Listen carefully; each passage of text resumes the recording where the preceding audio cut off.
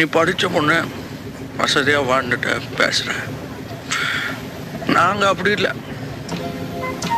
சோத்துக்கு திண்டாடணும், 4 காசு சம்பாதிக்கணும்னா சாவணும். சம்பாரிச்ச காசை வீட்டுக்கு கொண்டாடுறதுக்குள்ள ரத்த அடிப்படணும்.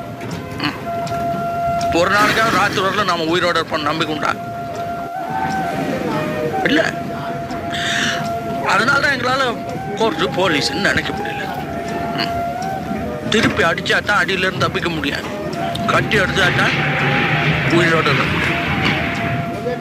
அதுக்காக நீங்க செய்யறதெல்லாம் சரியாயிடுமா?